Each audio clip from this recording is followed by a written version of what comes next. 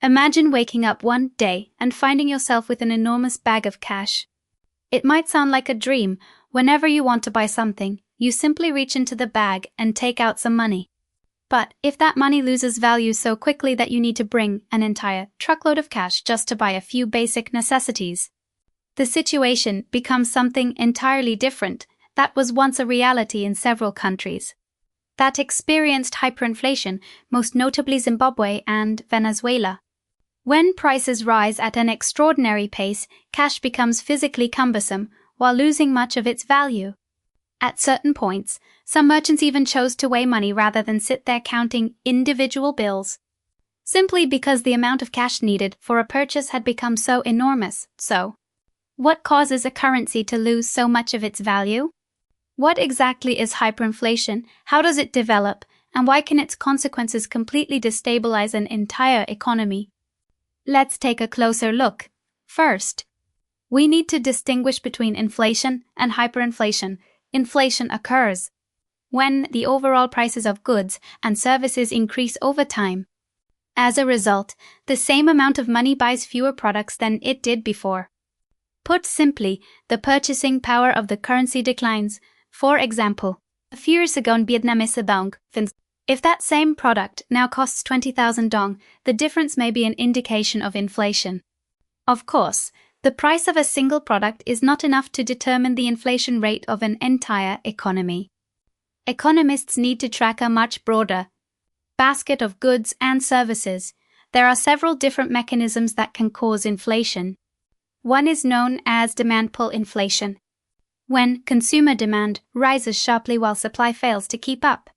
Businesses may raise prices in order to bring supply and demand back into balance. Another form is cost push inflation, when the prices of raw materials, energy, transportation, or wages increase, production costs rise as well.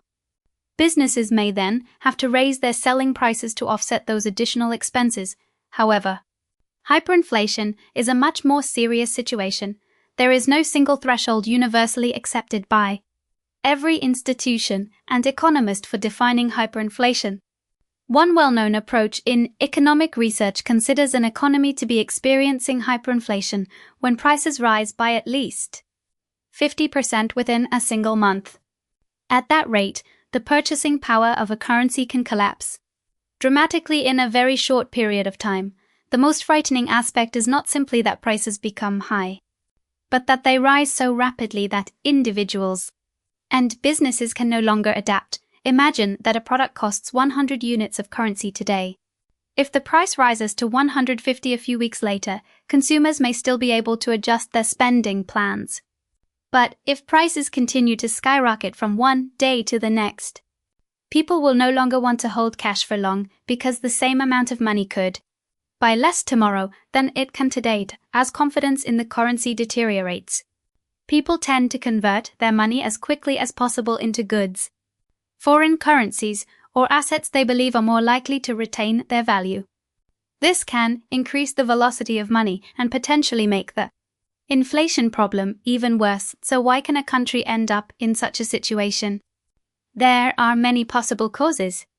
An economy may face a financial crisis, excessive public debt, declining government revenue, political instability, or a collapse in production. In extreme cases, a government may attempt to finance its spending by issuing money on a massive scale, far beyond the amount justified by the goods and services the economy is producing. This is the key point to understand. Money does not create wealth by itself. Let's return to a question that many people may have asked when they were children. If a country does not have enough money, why not simply print a huge amount of it and use that money to buy everything? At first glance, the idea seems reasonable. If there is more money, doesn't that mean everyone becomes richer? The problem is that an economy does not function based on the number of banknotes in circulation. It depends on goods, services, labor productivity, and the economy's ability to create real value. Since ancient times, people have exchanged what they had for what they needed. Someone with freshly hunted meat could trade it for fruit, tools, or other goods.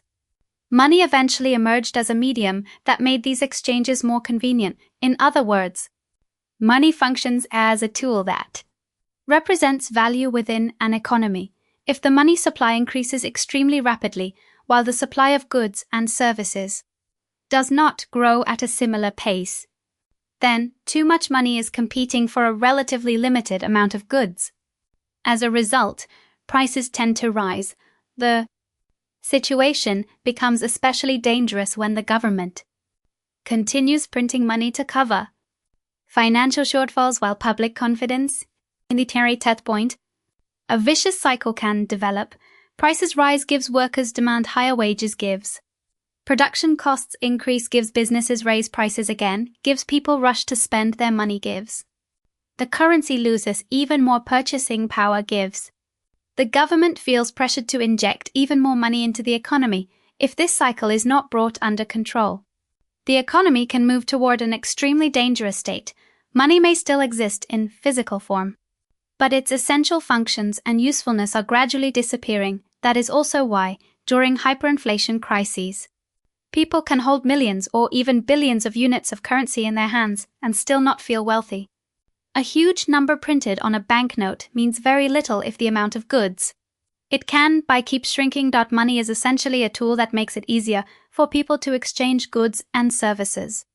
The real value of an economy comes from the products, services, and productive capacity that a country is able to create. Therefore, if the amount of money injected into an economy rises sharply while actual output does not increase at a similar rate, the balance can quickly become distorted. People may have more money, but there are no additional goods for them to buy. Sellers can then raise their prices, while buyers are forced to accept increasingly expensive goods. If this process continues, inflation can turn into an extremely dangerous spiral. During a severe crisis, a government may lack sufficient revenue to maintain its operations or cover its expenses. If it cannot raise enough funds through taxes, borrowing, or other financial sources, issuing additional money may be used as a temporary solution, but creating more money does not mean the economy suddenly has more food, clothing, fuel, housing, or services. When the money supply grows faster than the supply of goods, the purchasing power of the currency begins to decline. As people see prices constantly rising, they tend to spend their money as quickly as possible. Businesses also face increasingly expensive raw materials, wages, and operating costs, forcing them to raise the prices of their products even further. The cycle continues. Prices rise, costs increase the currency. Gives spending accelerates, gives prices climb even higher. If left unchecked, this process can push an economy into hyperinflation. One of the most famous examples is Zimbabwe. Zimbabwe is located in southern Africa and is known for Victoria Falls, vast grasslands, and abundant wildlife. However, in modern history, the country has also become known for experiencing one of the most severe episodes of hyperinflation ever recorded. Zimbabwe gained independence in 1980. In the years that followed, the economy began facing a number of problems related to government spending, financial management, and economic policy. However, the currency crisis became particularly severe in the early 2000s. One important factor was the aggressive land reform program implemented by the Zimbabwean government. Many farms owned by white farmers were seized and redistributed.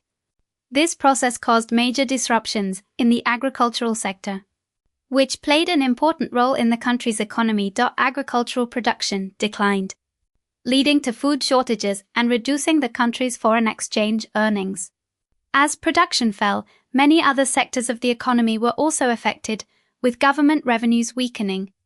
Authorities still needed money to maintain spending, pay salaries, and import essential goods.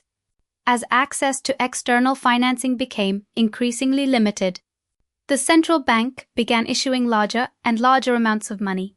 This was when the situation became particularly serious. If an economy is producing fewer goods while the amount of money in circulation is growing extremely rapidly, the purchasing power of the currency will inevitably come under pressure.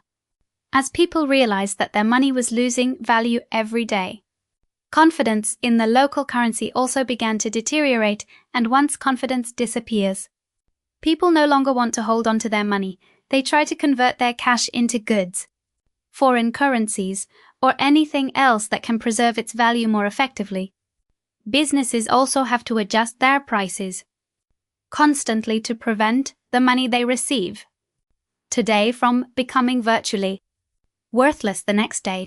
Zimbabwe gradually fell into a spiral that monetary policy could no longer effectively control. By 2008, the situation had become extraordinarily severe. Prices could rise at an astonishing pace, sometimes doubling within extremely short periods. The inflation figures became so unbelievable that ordinary people could barely comprehend the scale of the destruction. People's incomes increased in nominal terms, but their purchasing power fell much more sharply. Someone could earn millions of Zimbabwean dollars every month and, on paper, appear to be a millionaire.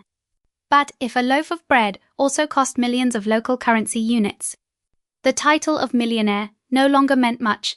This is the paradox of hyperinflation becomes, the smaller its real value can be. People in Zimbabwe were once forced to carry enormous amounts of cash just to purchase basic necessities.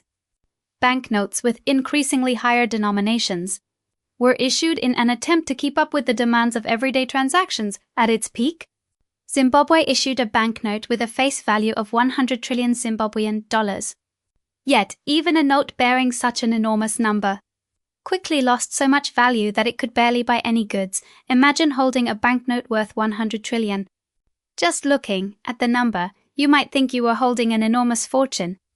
But when you walk into a store and discover that the money is not even enough to buy a simple meal, you would understand that the number printed on the banknote does not reflect its real value. During the crisis, shopping itself became a race against time. People did not want to hold on to their money for too long, because after just a few hours or a few days, the same amount of money could buy even fewer goods. Savings accumulated over many years could almost completely disappear in real terms. People living on fixed incomes were hit especially hard because their earnings could not rise as quickly as prices. The social system was affected as well when wages were no longer enough to cover transportation and basic living expenses. Many doctors, teachers, and public employees struggled to continue working. Essential services were disrupted, while infrastructure and the operations of many public institutions continued to deteriorate. In the capital city of Harare, shortages and problems with the water supply system once made daily life even more difficult for residents, as the formal market could no longer meet people's needs. The black market began to expand. People turned to alternative forms of exchange to obtain food, fuel, and foreign currency. In some cases, more hypo believed that a bag of food today could retain its value better when money wheelbarrow full of cash stopped being a humorous image. It became a symbol of an economy in which there was too much money but too little value. The greatest tragedy of hyperinflation is not simply the increasingly long numbers printed on banknotes. What is even more frightening is that it destroys confidence in the monetary system, erodes people's savings, disrupts business activity, and forces ordinary citizens to pay the price for imbalances throughout the economy. Zimbabwe offers a very clear lesson. A country cannot become wealthy simply by creating more money. To build sustainable wealth, an economy must produce real value to match it. Ultimately, a banknote has value only when society trusts that it can be exchanged for goods and services. Once that trust disappears, no matter how large the number printed on the banknote may be, the currency can become almost worthless after the local currency lost much of its value. People in Zimbabwe gradually shifted toward more stable foreign currencies. As confidence in the domestic currency disappeared, strong currencies such as the US dollar became preferred means of payment. The Zimbabwean government once attempted to simplify the monetary system by removing zeros from currency denominations. However, changing the way numbers were written could not restore the currency's value. The real problem lay in the economy behind the currency, not in the number of digits printed on the banknotes. By February 2009, Zimbabwe was forced to suspend the use of the Zimbabwean dollar and allow people to conduct transactions using multiple foreign currencies, including the US dollar, the euro, and the South African rand. The government also sought to stabilize the economy by cutting spending, improving financial management, and seeking assistance from international institutions such as the International Monetary Fund and the World Bank. The use of foreign currencies helped Zimbabwe quickly bring price increases under control and end the hyperinflationary spiral. However, this solution came with a significant cost. The government largely lost its ability to conduct an independent monetary policy. A country cannot freely adjust its money supply or use its exchange rate as a tool to respond to economic shocks when another country's currency becomes its primary means of payment. What makes the situation particularly unfortunate is that Zimbabwe was once considered one of Africa's more promising countries because of its natural resources and relatively well-developed agricultural sector. But after years of economic instability, declining production, and currency depreciation, people's living conditions were severely affected. A large number of people left the country in search of jobs and better opportunities in other nations. The story of Zimbabwe, therefore, became a costly economic lesson. Abundant natural resources cannot guarantee prosperity if fiscal policy, monetary policy, and economic governance are unsustainable. More importantly, once people's confidence in a currency is destroyed, rebuilding that trust can take many years. But Zimbabwe was not the only country to experience such a devastating currency crisis. Another nation that endured a severe monetary crisis was Venezuela. The crisis in Venezuela began to become particularly severe in the years after Nicolas Maduro came to power in 2013, while Zimbabwe demonstrated the consequences of severe fiscal and production imbalances. Venezuela became a striking example of the dangers of relying too heavily on a single natural resource. Venezuela has some of the largest oil reserves in the world. For many years, oil played an extremely important role in generating foreign exchange revenue for the country. This provided the government with substantial income when oil prices were favorable. But it also made the economy highly vulnerable when the global oil market turned against it, and then the shock came when global oil prices plunged during the 2010s. Venezuela's revenues collapsed. An economy that was heavily dependent on oil suddenly faced a severe shortage of income, while the government's spending needs remained enormous instead of quickly reforming the economic model and reducing its dependence on oil. The Maduro administration maintained a number of strict economic controls, including price controls and foreign exchange controls. In theory, price controls can help consumers purchase goods at lower prices. But if government-mandated prices are set significantly below the cost of production, businesses may no longer have the incentive or the financial ability to supply enough goods. The result is scarcity. Everyday products that once seemed ordinary suddenly became difficult to find. People had to stand in long lines just to search for food and basic necessities. Eggs, flour, soap, toilet paper, and many other products became items that were not always available on store shelves as supply declined. The government continued to face budget deficits and financial obligations when its ability to generate revenue from oil weakened. Issuing more money became one of the tools used to cover the shortfall, but once again, the history of Zimbabwe seemed to repeat itself. If the amount of money increases while actual production declines, prices will come under intense upward pressure, and Venezuela faced another serious problem. Its oil production capacity was also deteriorating. Insufficient investment and maintenance of oil infrastructure caused production to fall sharply, further weakening the country's revenue. As revenue declined, production stagnated, and the money supply continued to expand. The economy entered a dangerous downward spiral. Inflation soared, then it accelerated even further, and eventually, it turned into hyperinflation in 2016.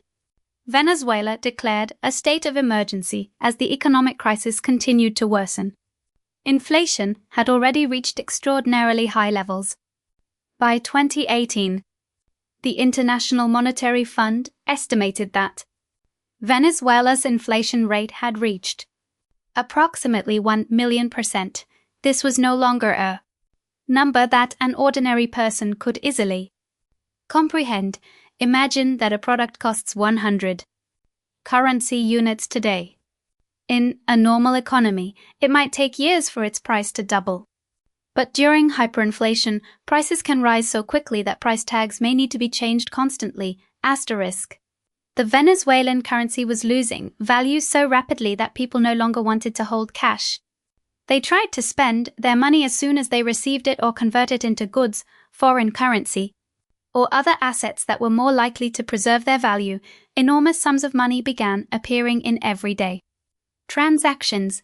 Stores faced a bizarre problem. There was so much cash that it could not reasonably be counted. Ordinary cash registers no longer had enough space to hold the money.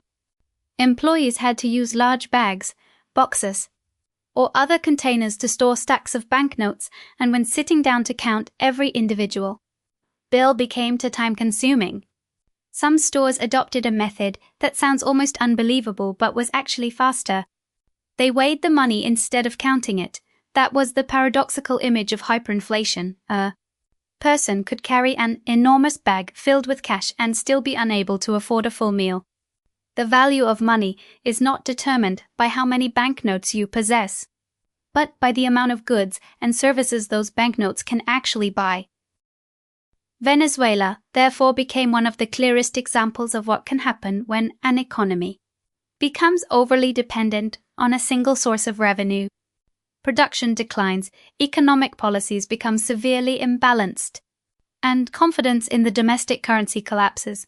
When hyperinflation reached its peak, Venezuela's bolivar had almost completely lost the basic functions of a currency. People no longer wanted to hold it because the money they received today could lose a significant portion of its value within a very short period of time. There were times when enormous amounts of money were worth only a few US dollars. Prices for essential goods also became absurd.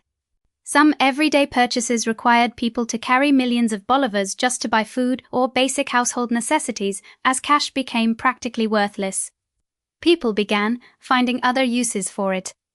Some used old banknotes to make crafts, bags, or simple household items. It may sound unbelievable, but it accurately reflected the extent to which purchasing power had collapsed. A banknote could have less material value than the practical use of the paper it was printed on. Faced with the rapid depreciation of the currency, the Venezuelan government introduced a number of measures to try to stabilize the situation. These included adjusting wages, changing the nominal value of the bolivar, and issuing new versions of the currency by removing multiple zeros from existing denominations. But removing zeros cannot create new economic value on its own. If production remains weak, goods remain scarce, and public confidence has not been restored. Changing the currency's denomination only makes transactions easier to record. It cannot address the underlying causes of inflation. The unstable economic environment also made businesses increasingly cautious. Importing goods became more difficult, costs fluctuated constantly, and companies could not be sure whether the money they earned today would be enough to purchase raw materials the next day. As a result, supply continued to suffer. Essential sectors such as healthcare were also caught in the crisis. Hospitals faced shortages of medicines, equipment, and necessary supplies. People had to spend enormous amounts of time searching for basic medications, while public healthcare facilities struggled to operate under extremely difficult conditions. In the private sector, thousands of businesses were also unable to remain operational, as revenues lost value rapidly and labor costs continued to change. Paying employees and maintaining production became a major burden. Many businesses were forced to scale back or shut down entirely. The consequences extended far beyond the economy. One of the most serious consequences was a massive wave of migration. Millions of Venezuelans left their homeland in search of jobs, food, healthcare, and a more stable life. Most migrants headed to neighboring countries such as Colombia, Peru, Ecuador, Argentina, and Brazil by the end of the 2010s. Millions of Venezuelans were living outside the country, creating one of the largest migration movements in the modern history of Latin America. Inside Venezuela, people increasingly turned to the US dollar for everyday transactions. This represented a form of informal dollarization, in which the US dollar gradually became a more reliable means of storing value and making payments than the domestic currency for ordinary people. Using US dollars helped reduce the risk of their savings losing value too quickly. For businesses, a stronger currency also made pricing and transactions more predictable, but this revealed a striking reality. When people no longer wanted to use their national currency, the basic functions of that currency had been severely undermined after years of imposing strict economic controls. The Venezuelan government began relaxing some regulations on prices and exchange rates. Allowing the market to operate more flexibly helped improve the availability of goods and ease some of the pressures that had pushed buying and selling into the black market. This was not an easy process. But in an environment of severe shortages, allowing the market to adjust to some extent could help bring goods back into official distribution channels. Venezuela also had to seek assistance and cooperation from a number of foreign partners, including Russia, China, Iran, and international organizations. However, international sanctions against the Maduro government significantly limited the country's access to foreign capital and external assistance after the extremely severe phase of the crisis. Venezuela's inflation rate began to slow from its peak.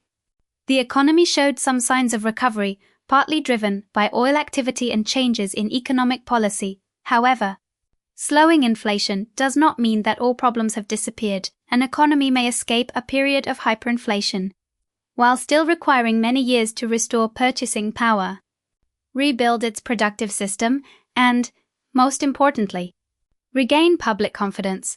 That may be the most important lesson to reflect on from Venezuela's experience. Lesson 1. Do not depend on a single source of revenue. Zimbabwe and Venezuela are very different in many ways, but both demonstrate the risks of becoming overly dependent on a single critical sector. Zimbabwe once relied heavily on agriculture, while Venezuela became deeply dependent on oil when a country's dominant economic sector suffers a major shock. The consequences do not remain confined to that industry. They can spread to government finances, employment, exchange rates, imports, consumer spending, and the daily lives of millions of people. Therefore, a healthy economy needs multiple pillars: industry, agriculture, services, technology, trade, and emerging sectors should be developed in parallel to reduce dependence on any single industry. There is a similar principle in personal investing. Never put all of your assets into a single investment. Lesson 2. Monetary policy must be carefully controlled. Printing money is not a simple way to turn a poor economy into a wealthy one. If the money supply grows faster than the economy's ability to produce goods and services, the purchasing particular client using newly created money to finance persistent budget deficits can generate tremendous inflationary pressure. Both Zimbabwe and Venezuela experienced periods when the money supply increased dramatically while the real economy failed to produce enough output to keep pace. The lesson is that monetary policy must be based on the actual conditions of the economy rather than simply responding to the government's immediate spending needs. Lesson 3. Trust is just as important as policy. A currency survives not only because the law recognizes it as a means of payment, it also depends on trust. People must believe that the money they receive today will still be able to buy goods tomorrow. Businesses must believe that their revenues will retain their value. Investors must believe that the business environment is stable enough for them to commit their capital when trust disappears. People turn to foreign currencies, gold, real estate, or other stores of value. This, in turn, weakens the domestic currency even further and creates additional pressure on the economy. Lesson for market controls. Must reflect supply and demand. Price controls can be used to protect consumers under certain circumstances. However, if prices are set far below actual costs, businesses may no longer have enough incentive to produce or import goods. The result can be shortages, long lines, and the growth of black markets. Therefore, economic policy needs to be flexible enough to adapt to changing conditions rather than maintaining rigid regulations. Regardless of how the market evolves, the final lesson: do not underestimate international relations during a severe economic crisis. No country is completely isolated from the rest of the world. International financial institutions, trading partners, and other countries can provide capital, goods, technical expertise, or other forms of assistance that may help an economy overcome difficult periods. Therefore, maintaining stable international relationships and access to external resources is also an important part of protecting an economy. Looking boycott Zimbabwe and Venezuela. We can see that hyperinflation does not emerge from a single cause. It is usually the result of multiple problems reinforcing one another: declining production, fiscal imbalances, unsustainable monetary policies, weak economic management, and ultimately the collapse of public confidence. And once confidence is lost, rebuilding it is far more difficult than simply printing more money. When we look back at what happened in Zimbabwe and Venezuela, we can see that hyperinflation is not simply a story about enormous numbers printed on banknotes. Behind those numbers are a series of economic decisions, management failures, and a growing loss of public confidence in the financial system. Although these crises may seem very distant from our everyday lives, the lessons they offer remain highly relevant. For an economy to achieve sustainable growth, it must maintain monetary stability, manage fiscal and monetary policies responsibly, and build lasting confidence among both the public and investors. Hopefully, this video has given you a clearer and easier to understand perspective on hyperinflation and helped explain how a currency can lose so much value that it becomes almost meaningless in everyday life. Today's video was compiled and researched from a variety of sources, combined with our own research and analysis. If you notice any inaccurate or incomplete information, or if you believe something should be added, please share your thoughts in the comments section. Your feedback will help us make future videos more accurate and complete. If you found this video helpful, don't forget to hit the like button, subscribe to the channel, and turn on notifications so you won't miss our upcoming topics. Thank you for watching all the way to the end. Goodbye, and I'll see you in the next video.